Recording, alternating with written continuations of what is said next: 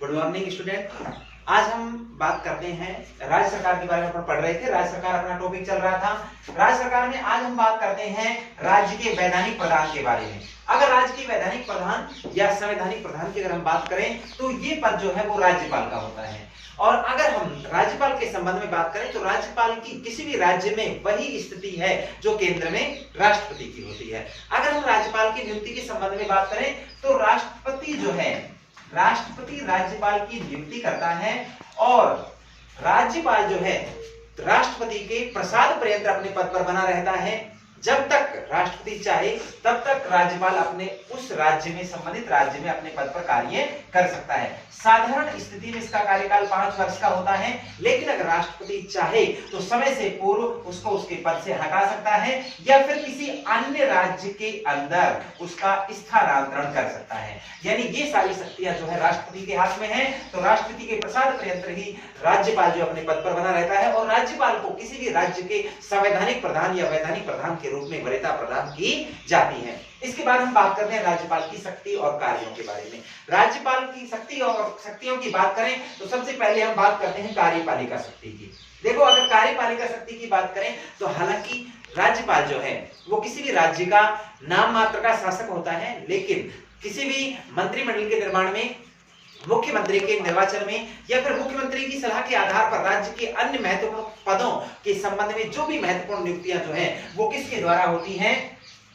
राज्यपाल के द्वारा होती है। और राज्यपाल ही किसी भी कार्यपालिका का संचालन या कार्यपालिका, मुख्य कार्यपालिका जिसे हम वास्तविक कार्यपालिका कहते हैं, जिसमें मुख्यमंत्री उसका मंत्रिमंडल आता है, उनकी नियुक्ति के संबंध में महत्वपूर्ण कार्य जो है वो किसके द्वारा किया जाता है? राष्ट्रपति द्वारा, राज्य में राज्यपाल द्वारा किया जाता है। इसका मतलब राज्यपाल के पास समस्त प्रकार की कार्यपालिका शक्ति राज्यपाल में निहित होती है।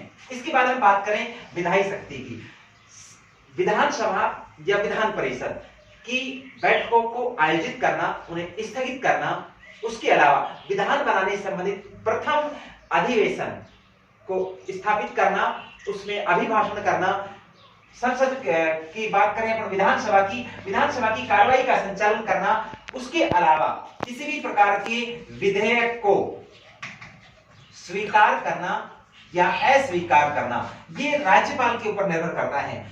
राज्य विधानसभा या राज्य व्यवस्थापिका के जो 2 पार्ट होते हैं, विधानसभा और विधान परिषद, उन दोनों की अगर हम विधानसभा और विधान परिषद की बात करें, उनके द्वारा किसी विधेयक को जो पारित कर दिया जाता है, वहां से पारित होने के बाद उस विधेयक पर जब तक राज्यपाल हस्ताक्षर नहीं करता तब तक वो विधेयक विधायी रूप यानी कानूनी रूप धारण नहीं करता, तब तक वो कानून का स्वरूप धारण नहीं करता। किसी भी प्रकार के विधेयक को स्वीकार करने या अस्वीकृत करने की क्षमता जो है वो राज्यपाल के पास होती है। राज्यपाल किसी के विधेयक के ऊपर जब हस्ताक्षर कर देता है तो वो विधायी रूप धारण कर लेता है, यानी कानूनी रूप धारण कर लेता है। इसके बाद हम बात करते हैं वित्तीय शक्ति के संबंध में। किसी भी वित्त विधेयक या धन विधेयक को विधानसभा में प्रस्तुत करने से पूर्व किसकी अनुमति होनी चाहिए? राज्यपाल की अनुमति होनी चाहिए। यानी राज्यपाल की अनुमति के बिना किसी भी वित्त विधेयक को विधानसभा में प्रस्तुत नहीं किया जा सकता। यानी राज्यपाल की पूर्व अनुमति के बाद ही वित्त विधेयक को विधानसभा में प्रस्तुत किया जा सकता है। इस शक्ति को हम राज्यपाल की वित्तीय शक्ति की श्रेणी में सम्मिलित करते हैं। यानी जो केंद्र में राष्ट्रपति की जो कार्यपालिका शक्ति थी,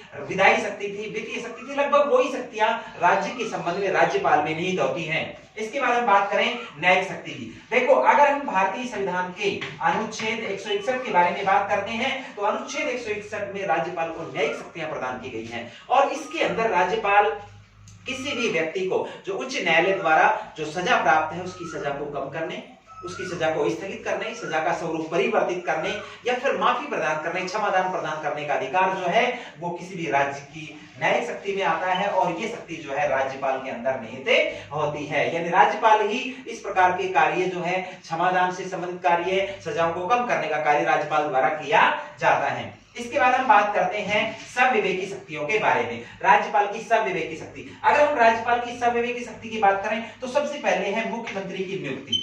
देखो, जब किसी भी सदन, किसी भी पार्टी को विधानसभा के अंदर स्पष्ट बहुमत नहीं मिला है तो ऐसी स्थिति के अंदर राज्यपाल जो है वो संविवेक का प्रयोग करके किसी भी व्यक्ति को मुख्यमंत्री के पद पर नियुक्त कर सकता है। उसके अलावा सदन की प्रथम बैठक आहूत करना, सत्रावसान करना, प्रथम अभिभाषण जो है वो देना, ये राज्यपाल की शक्तियों के अंदर आता है, जो केंद्र में राष्ट्रपति की शक्तियों में निहित है। उसके अलावा राज्य की स्थिति के बारे में राष्ट्रपति को अवगत करवाते रहना। उसके अलावा राज्य में किसी भी विधेयक को राष्ट्रपति की स्वीकृति के लिए भेजना, यानी किसी विधेयक पर स्वयं हस्ताक्षर न करके उसे या तो राष्ट्रपति के लिए सुरक्षित रख सकता है या फिर राज्यपाल जो उसे राष्ट्रपति के पास भेज सकता है। ये सारी शक्तियां जो है राज्यपाल की संविवेकी शक्ति में आती हैं। तो ये अधिकार और शक्तियां राज्यपाल के पास होती हैं, जो राज्य के संवैधानिक प्रधान के तौर पर कार्य करता है। इन सभी चीजों को अपन राज्य के